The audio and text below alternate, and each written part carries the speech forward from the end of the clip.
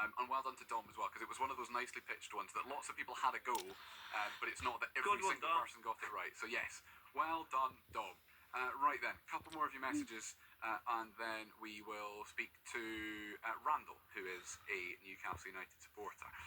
But this one is from David in Durham, and it's actually kind of split across Sunderland and Newcastle because it relates to Dan Neil earlier as well. But David says, how come Bruno, Joe Linton and Sandro Tonali cannot change their game? We talked about them not being able to play as defensive midfielders. Dan Neil has changed the role he was playing at Sunderland, and he talked about it earlier, and he's done it very well. What is the difference? Why can he change over time and those three can't? Because they obviously haven't been asked to change the way that they play. You know, Dan Neil was obviously, they looked at Dan Neil and thought he can do this. They worked at it and said, where you've got 3 internationals in there, you know, you've got 2 Brazilian internationals, you've got an Italian international. Which one do you go, I want you to change your game?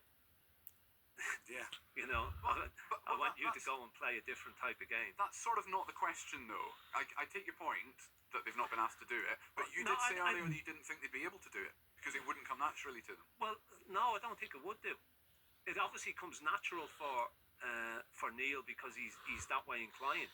I mean, I've never seen this. The only time I've seen this boy play was in the Derby game. Yeah.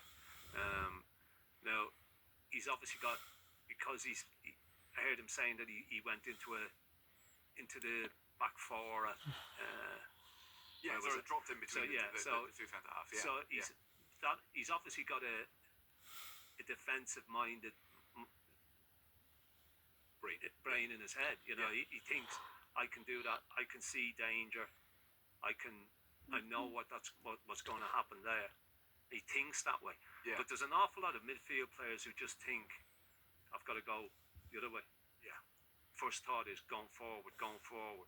They don't think, well, what happens if we lose the ball? Well, that's not my job. It's up to defenders behind me to worry about that. Where you need somebody who's going to. I mean, it showed up at Chelsea at the weekend. Because of the lack of pace in the centre-back position, we needed somebody to sit in front of those 2 centre-backs to give them a little bit of protection. And they never got it all afternoon. Did you... Sorry, what were you going to say? No, I was just going to say the difference between when you compare Sunderland playing with 3 and Newcastle playing with 3. Obviously, we're talking about Dan Neil. Dan Neil is more like a sitter. But in front of him, you go like Jude Bellingham, where he does the run. He go up and down. He get in the box, he score goals. And then you got young play like Riggs, where he's the one with the mind, the one he create, he can find the pass. So you have a mix of players between them 3, where we're talking before, Newcastle got more or less similar players playing in the same position. And I think that make a massive difference in a football team when you have players in the middle with different attributes. Yeah, that is. Yeah. You see, Bellingham's a prime example. Bellingham's a runner, isn't he? Yeah. You know, he gets himself into the penalty area, but he's free to do that. Yes. You know, we've got nobody who does that. I mean, Tonali, he plays on the right side of that 3. He's neat and tidy on the ball. He passes the ball well. He's a good athlete. He's got good energy. But he doesn't look comfortable playing there. Maybe Dan Neil's the answer to Newcastle's defensive midfield woes, you know. I've seen him against us. We're gonna leave that there, aren't we? Before we say anything else. Let's bring in Jordy Randall, who, as the name would suggest, is a Newcastle United fan. Good evening. How we doing, guys? You all right? Yeah. Hello, Randall. Good evening. Aye, spot on. You were talking about midfield earlier on, and you've been discussing it now as well. And I think that holding midfielder would be a great addition. I thought, you know, when they're talking about Tonali coming, I thought that he might have been the one. But have you thought about Fabian Schär? I know he's playing right side of the centre half, but I mean, he plays there for Switzerland. I mean, I would hate to see Lascelles, bless him, get in his position, but I've always thought that he's great on the ball.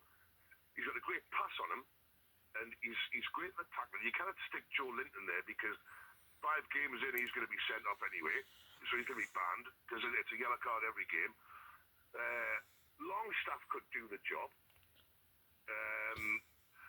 and I think that maybe he's even a diamond or something in the 4 in the middle. and you know that number sort of 10 role.